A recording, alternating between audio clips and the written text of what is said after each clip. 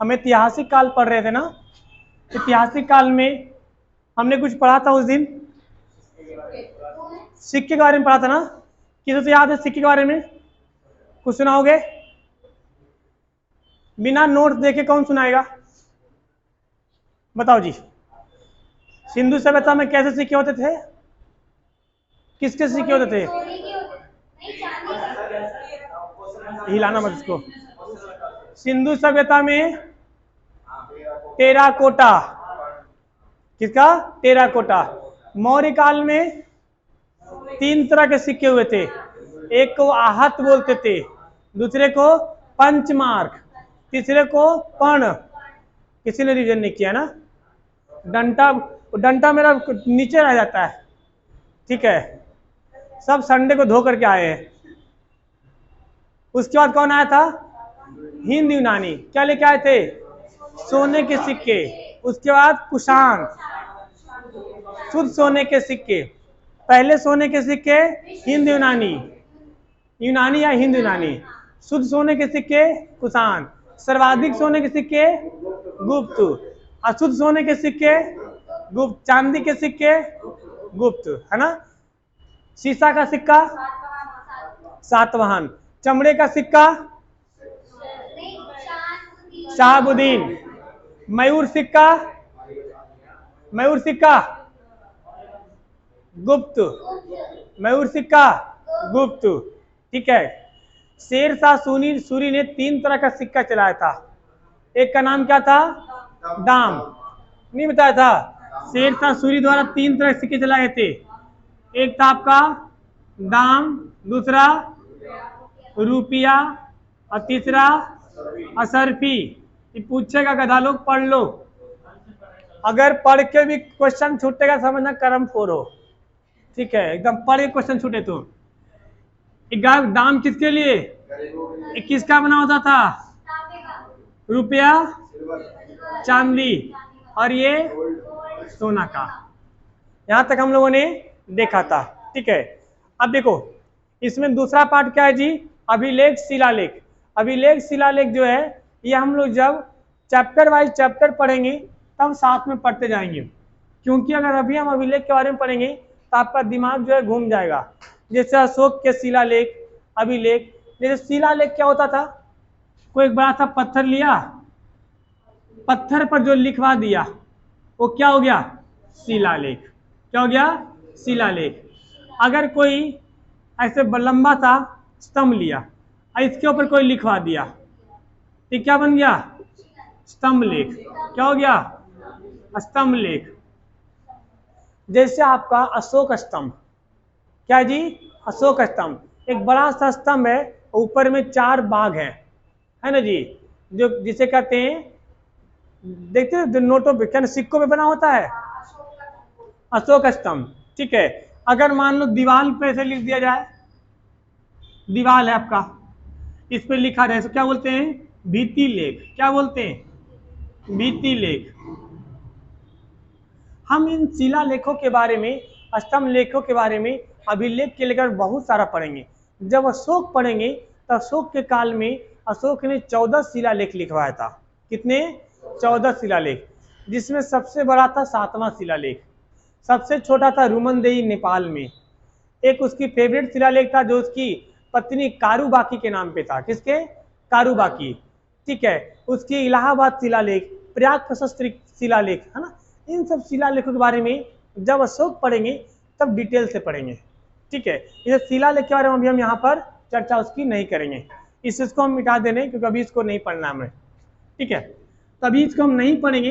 अच्छा एक बात बताइए आप लोग, शिलालेख पहले रखे राजा लिखते क्यों थे? अभिलेख जो होता था क्यों लिखता था? अभिलेख जो होता था वो दिखाने के लिए, दुनिया जो अभिलेख जो है, अभिलेख से कोई भी संदेश दुनिया को दिया जाता था। कोई भी संदेश दुनिया को देने के लिए, अब इससे सपोज कर लो उसमें कागज तो था नहीं, पेन तो था नहीं, टाइपराइटर था नहीं, तो पत्थरों पे लिखाया जाता था कि दुनिया को संदेश दिया जाता था। जब आपको अशोक पढ़ाऊंगा तब उसके शिलालेख के बारे में बताऊंगा, विचित्र विचित्र चीजें, कि अशोक को शिलालेख लिखने का प्रेरणा कहाँ से मिली थी। तो सबसे पहले शिलालेख ईरान के शासक डेरियस ने लिखा था। किसने लिखा था बोलो? ईरान के शासक डेरियस। डेरियस से शिलालेख लिखने की प्रेरणा किसको मिला था? अशोक को। ठीक है, ये वहां भी बताऊंगा, ध्यान रखिएगा। भारत में सबसे पहले शिलालेख लिखने का शुरुआत भी अशोक ने ही किया था। फिर इसके बाद बहुत सारे राजाओं ने शिलालेख लिखवाया, लेकिन ज्यादातर आप अशोक के बारे में मिलेगा। अशोक के शिलालेख में उसने कहीं नहीं अशोक लिखा, सिर्फ एक जगह लिखा। सब जगह लिखता था प्रियदर्शी। क्या लिखता था? प्रियदर्शी। ठीक है, तो वो शिलालेख जो है उसके हम जब अशोक अभी पढ़ेंगे, इसके बाद ही आएगा मौर्य काल हमारा, तो मौर्य काल में हम शिलालेख पढ़ेंगे। ठीक है, तो शिलालेख के बाद क्या बोले? प्रियदर्शी। प्रियदर्शी का होता है जो देवताओं का प्रिय होता है, उसे क्या बोलते हैं? प्रियदर्शी। क्या बोलते हैं? प्रियदर्शी। तो इसके बाद हमें देखना है क्या है? विदेशी यात्री भारत आए, विदेशी, यहां से सवाल पूछा जाता है। अभी यूपीएसआई का एग्जाम हुआ था, हर शिफ्ट में एक सवाल आया था। ठीक है, कौन कौन सवाल आए थे, सारे चीज को हम सारे देखेंगे, कैसे कैसे सीरीज देखेंगे, कहां कहां से आया था। ठीक है, सबसे पहले हम देखते हैं कि यूरोपियन कंट्री, आप यहाँ पे वर्ल्ड का नक्शा नहीं है, नीचे रखा भी लग जाएगा। वर्ल्ड के नक्शा बताएंगे आपको कि जो यूरोपियन कंट्री थे, यूरोपियन कंट्री से भारत, जैसे आपका भारत है,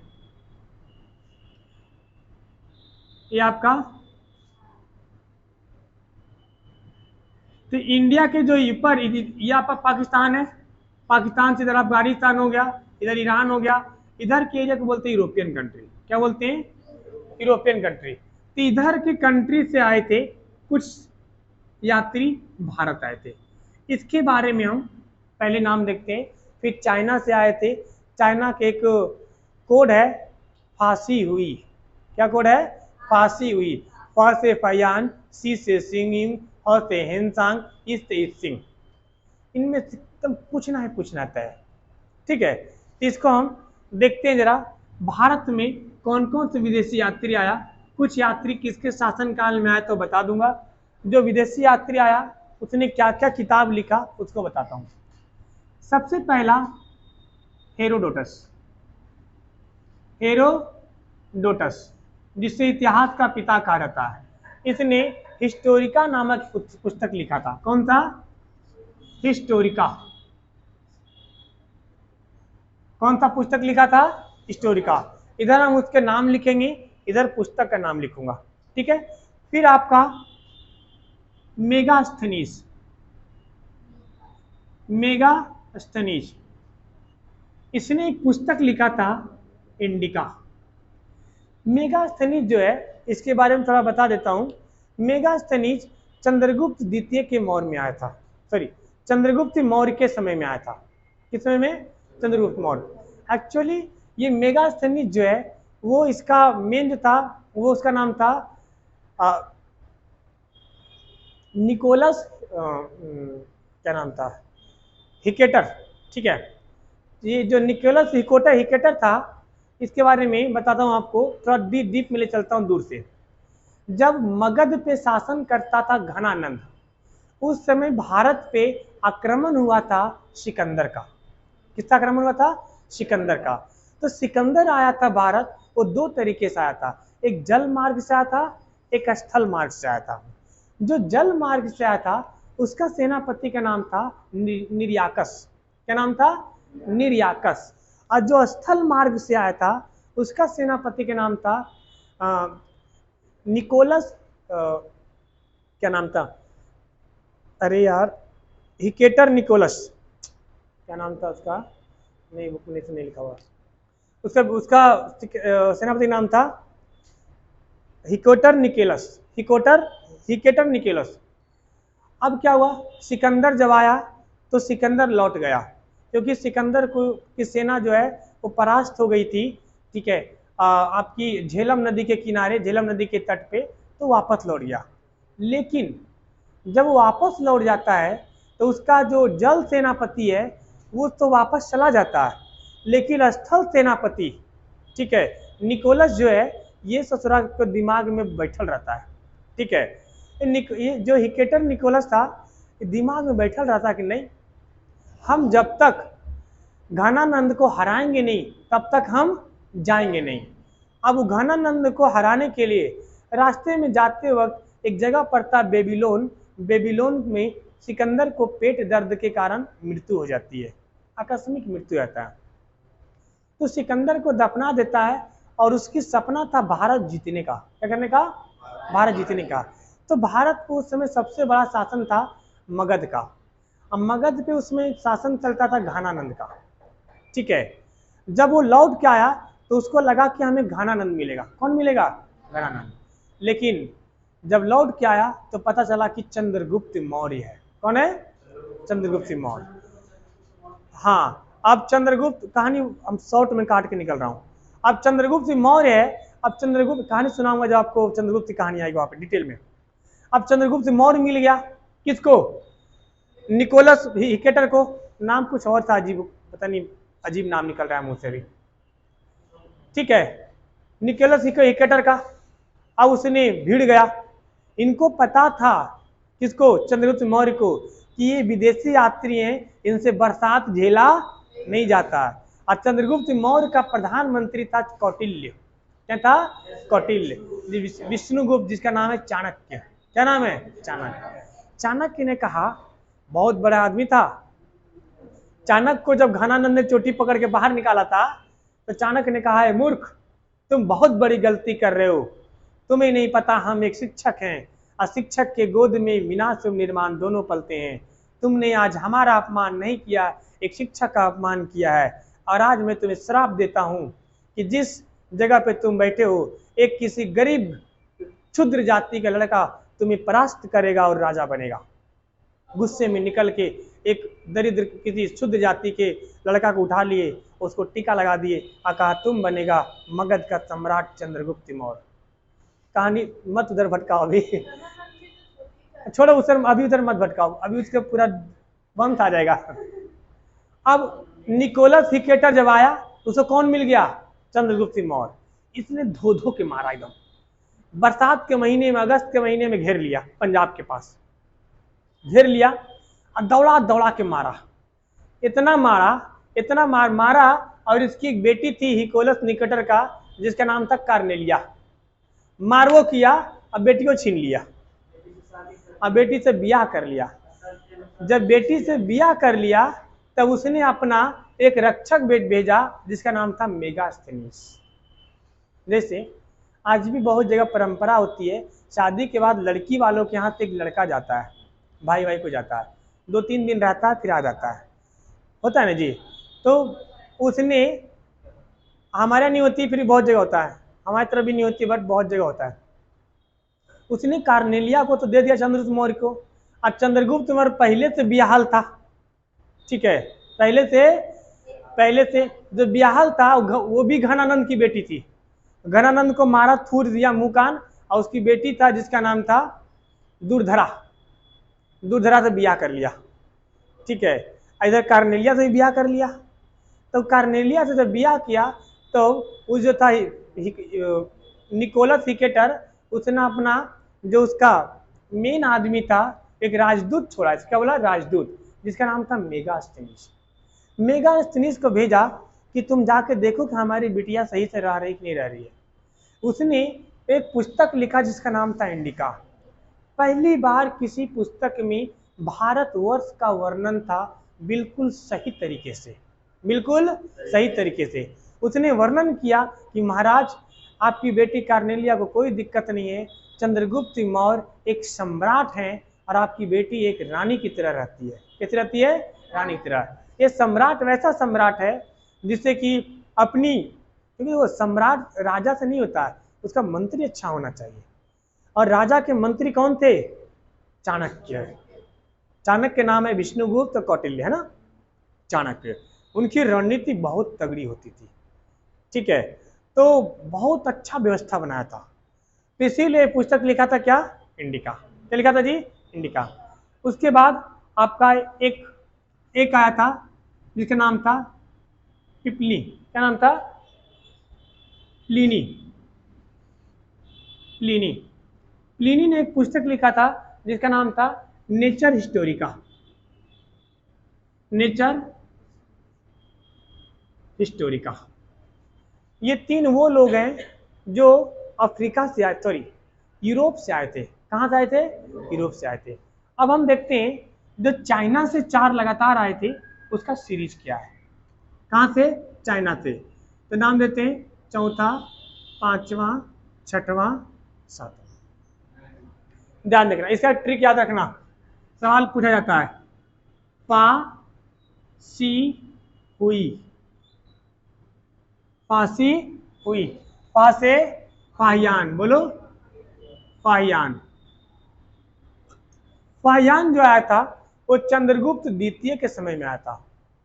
चंद्रगुप्त द्वितीय, कंफ्यूज मत करना, चंद्रगुप्त मौर्य अलग था, चंद्रगुप्त द्वितीय अलग था।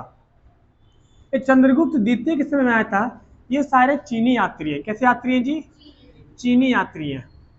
ये फाहियान चंद्रगुप्त द्वितीय के समय में आया था। इसने एक बुक लिखा था फो क्यू की, फो क्यू की, कई बार पूछा गया, फो क्यू की। उसके बाद आएगा, बोलिए, किताब का नाम है। चाइना में कुछ बोल दो, चूं चा ची, उसका कोई मतलब होता है नहीं। चूं चा ची उसका अपना मीनिंग है। ठीक है, आइए फाहियान के बाद सिंग युंग। सिंग युंग, सिंग युंग जो आया था ये इसने बंगाल के ऊपर एक किताब लिखा था। किसके ऊपर जी? बंगाल के ऊपर। किसके ऊपर लिखा था बुक? बंगाल के ऊपर लिखा था। नेक्स्ट आपका हेन सांग, हेन सांग, हेन सांग, हेन सांग। देखो ह से हेन सांग, ह से हर्षवर्धन। किसके समय में आया था? हर्षवर्धन। जब हम राजा भी पढ़ेंगे ना तो वहां पर भी पढ़ेंगे, लेकिन अभी इकट्ठा एक देख ले रहे हैं ताकि आपको याद रहेगा, एग्जाम में पूछे तो आप बता दोगे। देखो फाहियान आया था तो कौन सी बुक लिखा था? ओ क्यू की। हेन सांग आएगा तो लिखेगा सी क्यू की, सी क्यू की। क्या लिखा था? सी क्यू की। क्या लिखा था? फो क्यू की। किसके समय शासनकाल में आया था जी? चंद्रगुप्त, चंद्रगुप्त द्वितीय। और किसके शासनकाल में आया था? हर्षवर्धन। और लास्ट कौन आपका? इत्सिंग। इसने कोई किताब नहीं लिखा था। इसने क्या किया था, जो महात्मा बुद्ध के सबसे पवित्र ग्रंथ है जातक। कौन था? जातक। इसने जातक के, सॉरी त्रिपिटक, कौन था? त्रिपिटक। त्रिपिटक के 400 फोटोकॉपी किया था। फोटोकॉपी समझते हो कैसे? पहले मशीन नहीं था फोटोकॉपी का, हाथ से लिखा था। कितने कॉपी? 400 कॉपी। प्रसिद्ध ऐसी हो गई इतिहास में। जब जब कोई अजीब काम हुआ वो इतिहास में उसका नाम लिखाया है। कितने कॉपी किया? 400 कॉपी। फोटो कॉपी लिखो, फोटो कॉपी ले गया किसका? त्रिपिटक का। कहाँ ले गया? चीन। हाँ जी, 400 फोटो कॉपी कहाँ लेके गया था? चीन लेके गया था। ठीक है, इसके अलावे 2 और नाम हम लोग देखते हैं, 8वां 9वां। 8वां अल्बेरूनी, अल्बेरूनी। अल्बेरूनी ने किताब लिखा था, ये आया था यूपीएसआई में अभी आया था। ठीक है, जिसका नाम है किताब उल हिंद, किताब उल हिंद, या इसी को बोलते हैं तहकीक ए हिंद, तहकीक ए हिंद। हिंद मिला तो मार दियो अल्बेरूनी। क्या मार देना? अल्बेरूनी। दूसरा नाम मिला कौन जी? Ibn Battuta. Ibn Mohammad bin Tughlaq के शासन काल में आया था। इसने बुक लिखा था रेहला। कौन सा बुक लिखा था? रेहला। कौन सा बुक लिखा था? रेहला, रेहला। ये इब्न बतूता कहाँ रहने वाला था? मोरक्को का निवासी था। कहाँ था? मोरक्को का निवासी था। ठीक है, ये इतना बुक का नाम आपको माइंड पे रखना है, अभी याद हो जाएगा। देखो 4 बार पढ़ते हैं फटाफट, ठीक है। सब लोग एकदम ध्यान से इधर देखना है, एक एक बोलने जाएंगे, बोलते हैं। सबसे पहला हेरोडोटस, कौन सा पुस्तक? हिस्टोरिका। देखो ह से हेरोडोटस, ह से हिस्टोरिका। मेगास्थनीज का याद ही हो गया होगा, इंडिका, मेगास्थनीज इंडिका। तीसरा, किसका नाम? Pliny, Pliny nature of Historica, nature of Historica. 4 नाम लगातार बोलो, फायान, इत्सिंग, सॉरी, फायान, सिंगयुंग, Hiuen Tsang, Itsing. Faxian, Fo Kuo Ki, फ से फायान, फ से फो, फ से फायान, फ से फो, फायान, फो क्यू की, सी क्यू की। बोलो, फो क्यू की, सी क्यू की। सिंगयुंग, सिंगयुंग किसका? बंगाल के ऊपर किताब लिखा था। इत्सिंग 400 फोटोकॉपी लेके गया था, 400। अलबरूनी किताबुल हिंद या तहकीके हिंद, तहकीके हिंद। इब्न बतूता रेला, याद हो गया? देखो है बहुत सारे, हम वो पढ़ेंगे जो पूछा जाएगा। ये आपका प्राचीन स्रोत है, अभी बीच बीच में और मिलते जाएगा। जब आधुनिक पढ़ेंगे तो आधुनिक में बहुत सारा मिलेगा हमें, ठीक है। यहाँ तक कुछ नोट करना, फोटो खींचना, खींच लो जल्दी से, ठीक है।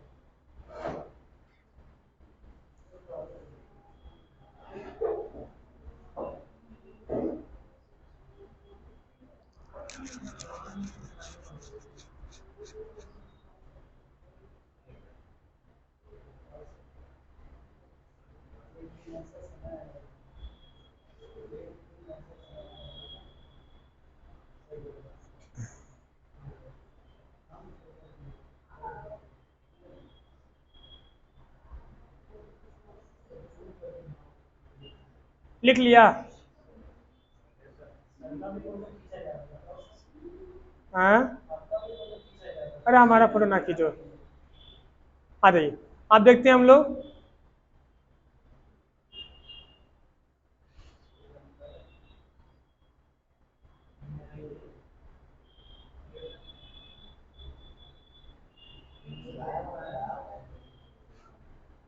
आओ इधर देखो इधर। अब देखते हैं हम लोग साहित्यिक स्रोत, साहित्यिक स्रोत। एक क्या था? विदेशी यात्री। अब देखें हम लोग साहित्यिक स्रोत, मिटा दो इसको। साहित्यिक स्रोत मतलब आपका, जैसे कुछ धार्मिक था, अधार्मिक था, बताया था ना। साहित्यिक स्रोत में 2 तरह बताते हैं, एक ब्राह्मण, दूसरा गैर ब्राह्मण। गैर ब्राह्मण में कौन कौन जनरली आ जाएंगे आपको? जैन और बौद्ध, ठीक है। आपका देखो साहित्यिक स्रोत, साहित्य स्रोत, साहित्य स्रोत में 2 तरह का आ जाएंगे। एक आपका आ जाएंगे ब्राह्मण, ब्राह्मण, दूसरा रहेगा आपका गैर ब्राह्मण। दूसरा क्या रहेगा आपका? गैर ब्राह्मण। जो ब्राह्मण है, जो गैर ब्राह्मण है, इसमें 2 हम पढ़ेंगे अभी, एक जैन और एक बौद्ध। अभी जैन और बौद्ध हम पढ़ नहीं रहे, इनके किताब पढ़ रहे हैं। क्या पढ़ रहे थे? इनके किताब, ठीक है। जैन और बौद्ध क्या पढ़ रहे हैं हम लोग? किताब पढ़ रहे हैं। तो जैन और बौद्ध किताब याद रखेंगे, बहुत शॉर्टकट तरीका है, ठीक है। देखो पहले हम जैन किताब देखते हैं, क्योंकि ब्राह्मण में घुसेंगे तो हम पूरा वेद पढ़ना फिर शुरू कर देंगे। अभी आ जाओ, जब हम ब्राह्मण में घुस जाएंगे तो पूरा हम क्या पढ़ना शुरू कर देंगे? वेद पढ़ना शुरू कर देंगे। तो वेद पढ़ने से पहले हम गैर ब्राह्मण के जैन और बौद्ध पढ़ लेते हैं, इनके किताब के नाम पढ़ना है, ठीक है। देखो जैन किताब आदि, अंग, उपांग, आदि, अंग, उपांग, ठीक है, और विष्णुपांग, आदि, अंग, उपांग, ठीक है, और आचांग, आचारांग सूत्र, आचारांग, आचारांग सूत्र, भगवती सूत्र, आचारांग सूत्र, भगवती सूत्र, आदि, अंग, उपांग, और एक आपका हाँ आदि पुराण, आदि पुराण, देखो अभी इसी आपको बताता हूँ, आपको अंतर दिखाता हूँ। आदि अंग उपांग, ठीक है, और ये आदि पुरांग, आचारांग सूत्र, भगवती सूत्र, कल्प सूत्र,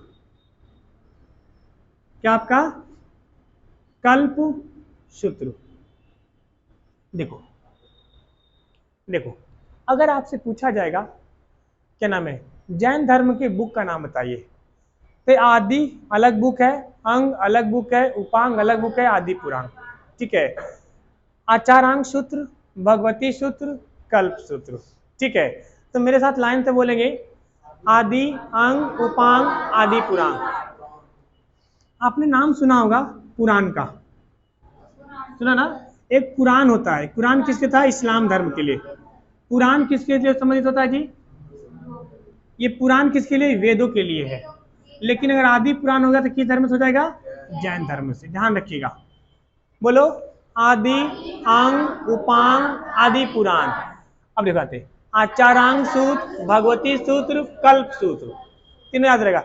आचारांग सूत्र, भगवती सूत्र, कल्प सूत्र, आदि अंग उपांग आदि पुराण। लाइन से, आदि अंग उपांग आदि पुराण। इसमें माइंड पे बिठाने के अलावा कुछ नहीं, कोई ट्रिक नहीं इसमें, ठीक है। आदि अंग उपांग आदि पुराण, आचारांग सूत्र, भगवती सूत्र, कल्प सूत्र। कोई दिक्कत यहां तक? नहीं। अब देखते हैं हमने किसका, बौद्ध के किताब कौन कौन से हैं, ठीक है, बौद्धों के किताब। तो बौद्ध के जो बुक्स हैं इनके बारे में देखते हैं। बौद्ध के देखो 3 पिटक याद रखना है, 3 पिटक। एक को बोलते हैं हम लोग सूत पिटक, सूत पिटक, विनय पिटक, अभिधम पिटक। अब इस बात को समझते हैं। अभिधम पिटक, अभिधम पिटक। देखो सूत पिटक में जो है इसको बौद्ध धर्म का इंसाइक्लोपीडिया कहा जाता है। इंसाइक्लोपीडिया समझते हैं जी? अरे विकिपीडिया नहीं खोलते हैं किसी का। इंसाइक्लोपीडिया का मतलब होता है उसके बारे में संक्षेप से वर्णन होती है, तो क्या बोलते हैं? इंसाइक्लोपीडिया। विनय पिटक का मतलब होता है, ठीक है, कि बौद्ध धर्म में कैसे कैसे हम मतलब क्या व्यवहार करना है, किस तरह से प्रवेश करना है, किस तरह से करना है, प्रवेश करना है। तो विनय धर्म किसके बारे में कहा गया है? प्रवेश के बारे में कहा गया, ठीक है। अभिधम पिटक में दर्शन के बारे में कहा गया है कि बौद्ध भगवान बुद्ध का दर्शन कैसे होगा। देखो सूत पिटक इंसाइक्लोपीडिया, विनय पिटक जब कहीं प्रवेश करते हैं तो हम विनय करते हैं ना, नमस्ते चाचा जी, नमस्ते चाची जी करते हैं ना, तो विनय पिटक। अभिधम, अभिधम का मतलब आचरण, मतलब आचरण, आचरण का मतलब दर्शन, का मतलब दर्शन। तो बौद्ध के दर्शन क्या बोलते हैं? अभिधम पिटक। इसी तीनों किताब को जब मिला दिया जाता है तो क्या बन जाता है? त्रिपिटक। तो त्रिपिटक में कौन कौन आएगा? बोलो सूत पिटक, विनय पिटक, अभिधम पिटक। सूत पिटक, विनय पिटक, और इनके और किताबें जातक, जातक, जातक में भगवान बुद्ध के 200 कहानियां हैं। कितनी कहानियां हैं जी? 200 कहानियां हैं। कहानियां सुनिए, बहुत सारी कहानियां छोटे क्लास में पढ़े भी होंगे। सुने, एक बार एक आदमी भगवान बुद्ध को खूब गाली दे रहा था। भगवान बुद्ध से गली से गुजर रहे थे और खूब गाली दे रहा था, कुछ नहीं बोले, चुपचाप चले गए, ठीक है। तो उनसे एक रास्ते में एक आदमी मिला, बोला बुद्ध आप इतने महान व्यक्ति हैं, आपको गाली दिया, आपने कुछ नहीं बोले उसको। तो बोले एक बार बताइए, आपके यहाँ गेस्ट आता है? बोला हाँ आता है। आप गेस्ट को नाश्ता देते हैं? बोला हाँ देते हैं। अगर गेस्ट आपका नाश्ता नहीं करेगा तब क्या करोगे? बोला रख लेंगे। बोला बस? उसे नाश्ता दिया, हमको रिप्लाई ही नहीं दिया, तो मतलब नाश्ता नहीं किए, तो अपने उसी पास चला गया वो। इसलिए कोई गाली वाली तो चुपचाप सुनो, फिर चले जाओ मुस्कुरा के। हाँ टाइम अलग हो गया ना वो। आइए जातक, अगला किताब है अंगुत्तर निकाय। बोलो अंगुत्तर निकाय। तीसरा आपका है ललित विस्तार, क्या है? ललित विस्तार। अंगुत्तर निकाय में जो है वो 16 महाजनपद की वर्णन है। कितने वर्णन है जी? 16 महाजनपद की वर्णन है। 16 महाजनपद की वर्णन है। 16 महाजनपद में हम शुरुआत जब करेंगे इतिहास को, तो इसी का एक महाजनपद आपका मगध से शुरू करेंगे, जिसका शासक था बिंबिसार। कौन था? बिंबिसार। बिंबिसार का बेटा आएगा अजातशत्रु, उसका बेटा आएगा कालाशोक, सब पितृहंता कहलाएगा, बाप को मार मार के आएगा। ठीक है। ललित विस्तार। ललित विस्तार में क्या है? बुद्ध की जीवन, बुद्ध की जीवन। ठीक है। अब कोई जीवन आपको सुनाता है जीवनी, तो जीवनी शॉर्ट में सुनाएगा कि विस्तार में? विस्तार में। तो ललित विस्तार। तो ललित विस्तार। कहानियां के लिए जातक। जातक इसकी पवित्र ग्रंथ मानी जाती है ना?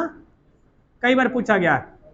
जातक किसकी पवित्र ग्रंथ है? बौद्ध की। बोलो, बौद्ध की। अंगुत्तर निकाय में किसकी चर्चा है? 16 महाजनपद की। ललित विस्तार में बुद्ध की जीवनी की। ठीक है। कि आपका जैन और बौद्ध की किताबें हैं, जैन और बौद्ध की किताबें हैं। कोई दिक्कत? एक बार फटाफट बोले, मिटा के बोलते हैं, मजा आएगा। फोटो खींच लो, बोलो। पिटक। पिटक बुद्ध का नाम, शुद्ध पिटक, विनय क्या नाम? विनय पिटक, अभिधर्म पिटक बुद्ध का टाइटल है, कोई मीनिंग नहीं उसका। हर एंगल से ले रहे हैं फोटो, जैसे लगता है बाराती में दूल्हा का नहीं फोटो ले लिया जाता है, इधर से चमक रहे हैं, इधर से, अरे जीजा जी सुंदर आ रहे हैं इधर से। हाँ,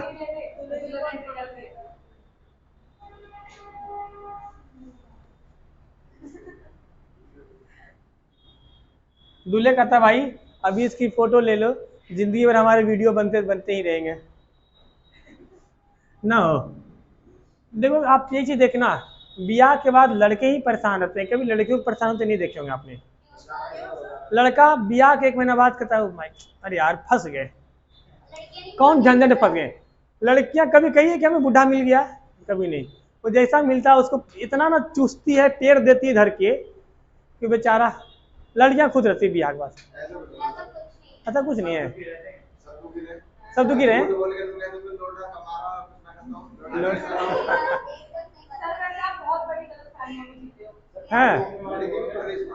अक्सर ब्याह रहेगा तो लड़कियां देखे ज्यादा खुशी रहेगी, चूड़ी पे नाम लिखवाएगी, कंगन पे नाम लिखवाएगी, यहाँ नाम लिखवाएगी।